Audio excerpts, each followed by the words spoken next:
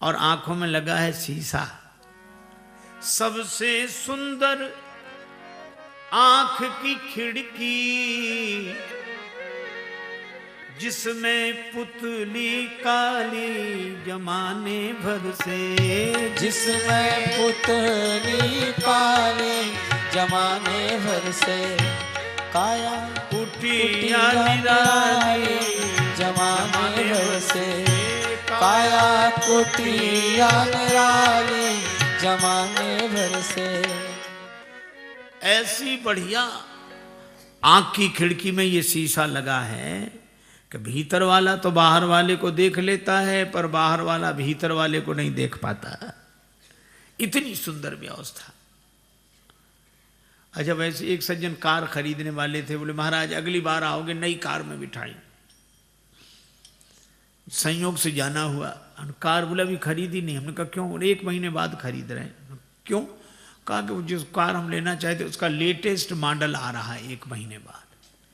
तो हम latest model का अर्थ नहीं समझे। उसने कहा कि पुरानी कार में जो कमी रह गई उसको इसमें सुधार दिया। हमको लगा कि विज्ञान ने इतनी उन्नति की, पर आज तक हम एक परफेक्ट कार नहीं बना पाते, उसके लेटेस्ट मॉडल की जरूरत पड़ती है। पर वाह रे ब्रह्मा जी, जब से ये मनुष्य शरीर का ढांचा बनाया है आज तक इसके लेटेस्ट मॉडल की जरूरत ही नहीं पड़ी। वही मॉडल पुराना चला आ रहा है और चलता चला जाएगा। क्या कमाल है। एक सज्जन बोले कुछ चीजें तो ब्रह्मा जी ने बेकार लगा दी। हमने कहा जैसे? का कान का ये छिद्र काफी था शब्द सुनने के लिए, ढक्कन काहे को लगा दिया ये? हमने कहा ब्रह्मा जी जानते थे बुढ़ापा आएगा, चश्मा लगेगा, तो चश्मे के हैंडल कहाँ रहेंगे, इसलिए पहले से इंतजाम है सब। सचमुच बहुत अद्भुत मकान है ये। गाड़ियों में हम स्टेपनी जरूर रखते हैं, एक गड़बड़ हो जाए तो दूसरी लगा लें। इस शरीर के हार्ट में जिन नलियों का प्रयोग होता है वे नलिकाएं अवरुद्ध हो जाएं तो एक्स्ट्रा रखी हुई हैं पाँव के पीछे एड़ी के ऊपर, डॉक्टर ऑपरेशन करके वो लगा देते हैं। इतना आलीशान मकान। अच्छा एक बात देखो, हम लोग करते क्या? हम लोग तो आराम से रहते हैं। लेना देना कौन करता है? लेना देना कर करते, इस हाथ दे उस हाथ ले, और पांव पग चाल चले मतवाली जमाने भर से, काला चले निराली जमाने भर से, काया कुटिया निराली निराली जमाने भर से, काया कुटिया निराली जमाने भर से। सवारी हमेशा तैयार, पाऊं। अच्छा एक और है, मुख के भीतर रहती रसना, ये सट रस स्वादों वाली जमाने भर से। स्वाद देना इसका काम है, ये बताती है मीठा है खट्टा है। और सुनते श्रवण नासिका सूंघे, वाणी करे बोला चाली जमाने भर से। वाणी बोलती है, नासिका सूंघती है, कान सुनते हैं। एक के पास हम बैठे थे, फोन की घंटी बजी, पुराने जमाने की बात है, तो हमने बात बंद कर दी। हमने कहा रिसीवर उठा के देख लो किसका। अरे बोले महाराज उस कमरे में उठा लिया होगा। हमने कहा फोन की घंटी इधर बजे, उस कमरे में कैसे उठा लिया होगा? उन्होंने कहा कि महाराज कनेक्शन तो एक ही है, फोन तो एक ही है, हमने कनेक्शन 2 करा रखे हैं। सो इस पे भी घंटी बजती, उस पे भी घंटी बजती, चाहे इससे सुनो चाहे उससे सुनो। हमने कहा अरे ब्रह्मा जी, ये 2 कान के टेलीफोन ऐसे लगाए कि इस पे भी घंटी बजती, इस पे भी घंटी बजती, चाहे इस कान से सुनो चाहे इस कान से सुनो। और सर्दी गर्मी कड़ा मुलायम त्वचा जानने वाली, ये त्वचा सूचना देती सर्दी है गर्मी है कड़ाई है। ये देती है। और हम जैसा कोई वीआईपी नहीं होगा। वीआईपी आदमी को ऐसे ही भोजन नहीं दिया जाता, भोजन की जांच पड़ताल होती है। पहले हाथ छू कर देखते हैं कि देने लायक है कि नहीं, नहीं तो हाथ कैंसिल कर दे, गर्म है मत दो। नासिका सूंघ कर देखती है कि ठीक है कि नहीं, नासिका कहती है हाँ ठीक है। फिर रसना चख कर देखती है। 3 जगह चेकिंग होती है, तब तो हमें भोजन दिया जाता है। एक बार एक महात्मा हमारे संग गए, किसी के घर गए, संपन्न व्यक्ति था, तो हमारे साथ वो भी गए। तो उसने खीर परोसी, तो उसमें बिल्कुल चम्मच लगाकर बढ़िया व्यवस्थित ढंग से। हमारे साथ जो महात्मा थे उन्होंने कहा चम्मच हटाओ तो ऐसे हाथ से ले ले। हमने धीरे से कहा महाराज इनके अनुसार लो, सभ्यता की दृष्टि से अच्छा लगता है, जैसी समाज है वैसे ही करना चाहिए। बोले अच्छा ठीक है। अब उन्होंने चम्मच में खीर भरी। अब चम्मच तो ये बता नहीं सकती कि खीर ठंडी है कि गर्म।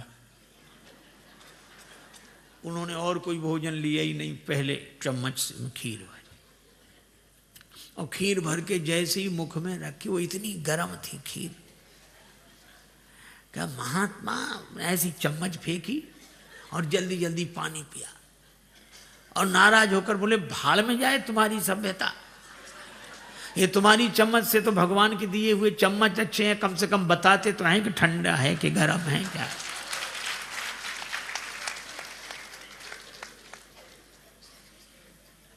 लेकिन इतना आलीशान मकान है तो इसकी व्यवस्था भी होनी चाहिए। हाँ है, चौकीदार है। चौकीदार कौन? काम क्रोध मद लोभ आदि से ये बुद्धि करे रखवाली जमाने भर से। बुद्धि करे रखवाली जमाने भर से। काया कुटिया निराली जमाने भर से। काया कुटिया निराली जमाने भर से। लेकिन एक बात है, बुद्धि बराबर सावधान करती, ये गलत ये सही, ये गलत ये सही, ये गलत ये सही। चौकीदार तो कहता जागते रहो जागते रहो, अब कोई ना माने उसकी बात। पर इसमें रहने वाला जो मन है वो नहीं सुनता बुद्धि की ना। उसने एक ही काम किया, करके संग इंद्रियों का मन ये बन बैठा जंजाली। इंद्रियों का साथ करके ये जंजाली बनकर बैठ गया। पर एक बात तो है, भूल गया वो। क्या? मकान तो आलीशान है, इसमें कोई कमी नहीं, लेकिन ये किराए का है। किराया खत्म, मकान खाली। और किराया क्या देना पड़ता है? इस कुटिया का नित्य किराया। कुटिया का किराया कौन देता है? हर क्षण देना पड़ता है। क्या है किराया? अरे ये श्वास चुकाने वाली जमाने भर से। श्वास चुकाने वाली जमाने भर से। काया कुटिया निराली जमाने भर से। काया कुटिया निराली जमाने भर से। श्वास खत्म, मकान खाली। किराया खत्म, मकान खाली। तो जन राजेश मोह मत करना। जन राजेश मोह मत करना, क्योंकि करना पड़ेगी ये खाली जमाने भर से। करना पड़ेगी ये खाली जमाने भर से। काया कुटिया निराली जमाने भर से। काया कुटिया निराली जमाने भर से। काया कुटिया निराली जमाने भर से। ये 5 तत्व के शरीर में रहना मानो पंचवटी में रहना है, और यहां सत्संग करते रहो। कोई ना हो तो सत्संग कैसे करें? लक्ष्मण जी प्रश्न पूछते हैं, राम जी उत्तर देते हैं। लक्ष्मण जी मानो लक्ष्योन्मुखी मन है। सुनो तात मन मत चितलाई। लक्ष्मण जी ने कहा, मोय समझाए कहो सोई देवा, सब तज करो चरण रज सेवा। आपके चरण रज की सेवा कर सकूं ऐसा मुझे समझाओ। मुझे माया के बारे में बताओ, ज्ञान के बारे में बताओ, वैराग्य के बारे में बताओ, ईश्वर जीव का भेद बताओ, भक्ति बताओ। भगवान ने कहा, समझाऊंगा नहीं बुझाऊंगा, थोड़े मुँह सब कहूं बुझाई। विस्तार से कह देना समझाना है, संक्षेप में कह देना बुझाना है।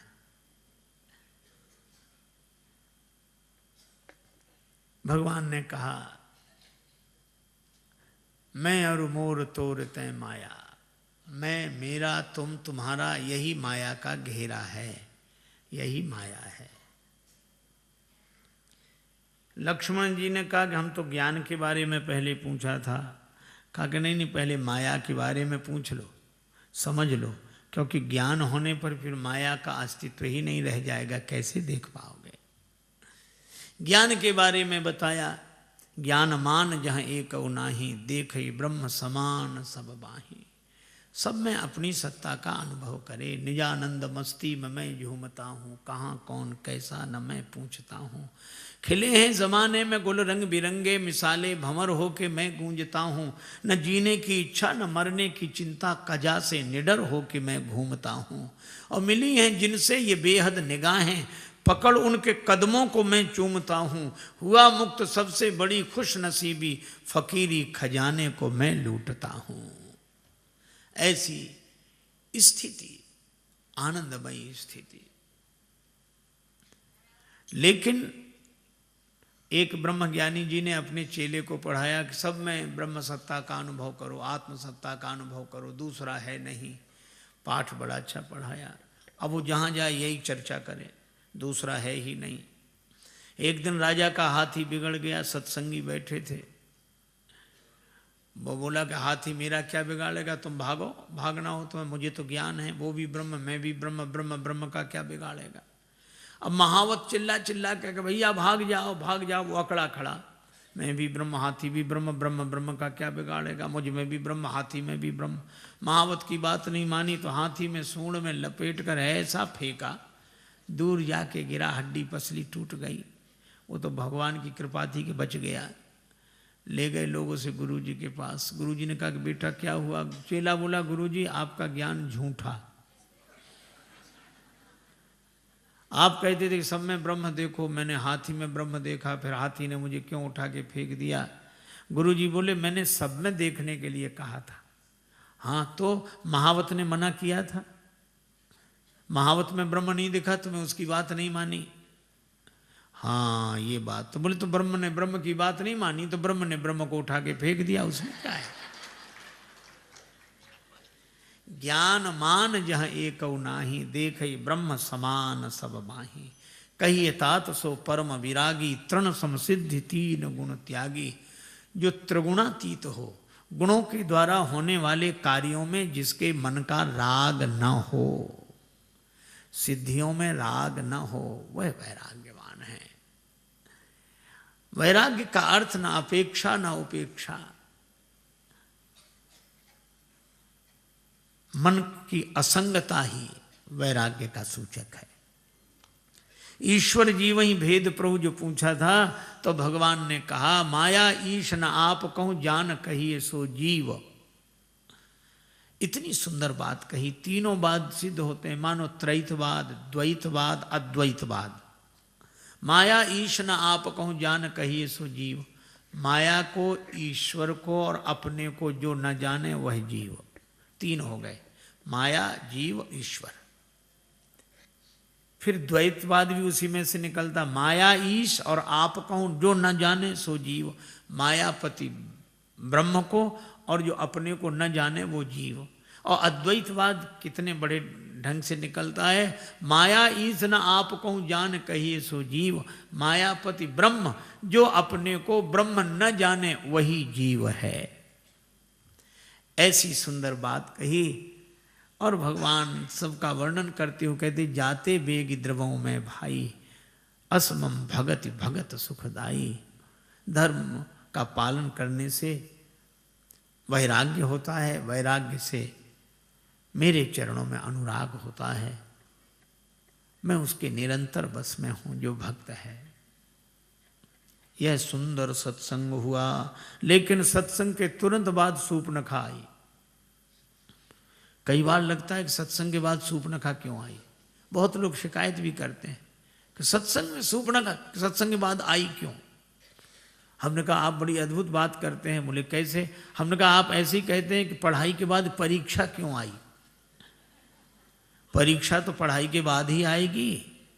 पढ़ाई कच्ची की सच्ची जांच करने परीक्षा आएगी। इसी तरह सत्संगी सच्चे की कच्चे परीक्षा करने वासना की सूर्पनखा आती है।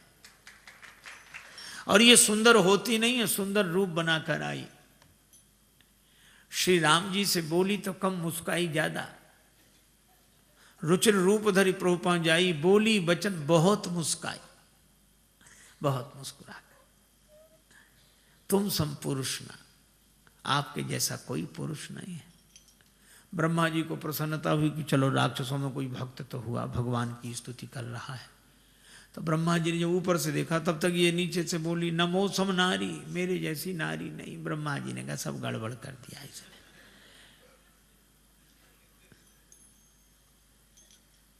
राम जी ने श्री सीता जी की ओर देखा, बोले उधर क्या देख रहे हो, इनका संयोग ब्रह्मा जी ने नहीं लिखा है। इनके पिता कहते हैं लिखा न विधि वैदेही विवाह हो, ये तो हमारा आपका संयोग लिखा है। लिखे तुम सम पुरुष मो सम नारी और बिरंच विचारी, ब्रह्मा जी ने विचार पूर्वक हमारा आपका संयोग लिखा है। अब यहां कितना सुंदर संकेत है। श्री राम ज्ञानी है, ज्ञान रूप है। किसी ज्ञानी के जीवन में कोई वासना प्रवेश करे तो ज्ञानी को देही की ओर नहीं वैदेही की ओर देखना चाहिए।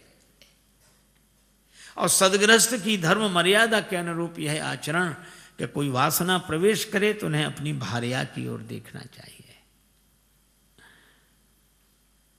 श्री सीता जी भगवान के चरणों की ओर देख रही हैं। भक्त के जीवन में वासना आवे तो उसे भगवत चरणारविंद का आश्रय लेना चाहिए।